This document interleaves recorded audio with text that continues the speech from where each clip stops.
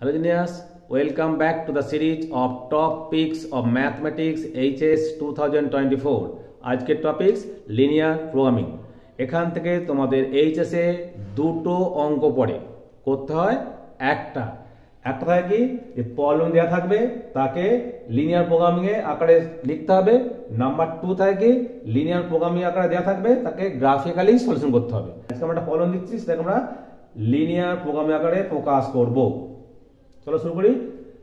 একজন কৃষক কয়েকটি ভেড়া ও ছাগল ক্রয় করেন।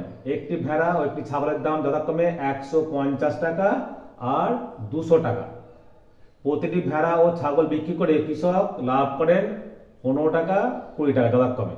তার খামারে 100টির বেশি পশু রাখা যাবে না। তার মানে কি ভেড়া ছাগল মিলিয়ে ম্যাক্সিমাম সে 100টা পশু রাখতে পারে এবং পশু কেনার জন্য তার কাছে মাত্র 6000 টাকা আছে। ম্যাক্সিমাম সে 6000 টাকার পশু কিনবে।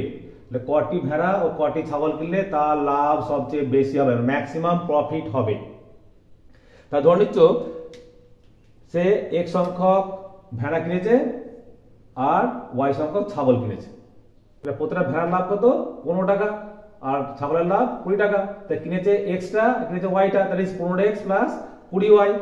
তাহলে কৃষকের মোট লাভ হবে 15x প্লাস 20y টাকা। সে কটা কিনেছে? সে এক সংখ্যক কিনেছে ভেড়া, ওয়াই সংখ্যক কিনেছে ছাগল। তাহলে মোট সংখ্যা কটা হলো? তাহলে ভেড়া ও ছাগলের মোট সংখ্যা হলো x প্লাস y। আবার এখানে তার প্রত্যেকটা ভেড়ার দাম কত? 150 টাকা। কটা কিনেছে এক্সট্রা? তাহলে 150x। আর ছাগল কিনেছে ওয়াইটা, কত খরচ কত? 200y। তাহলে x সংখ্যক ভেড়া ও y সংখ্যক ছাগল কেনার খরচ 150x প্লাস 200y।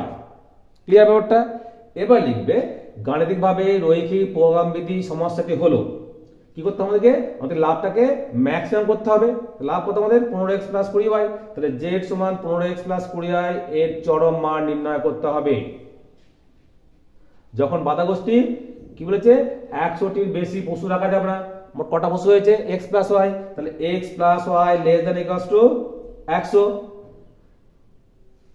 এবারে পশু কেনার জন্য তার কাছে কত টাকা আছে? 6000 টাকা। তাহলে y less than equals to 6000।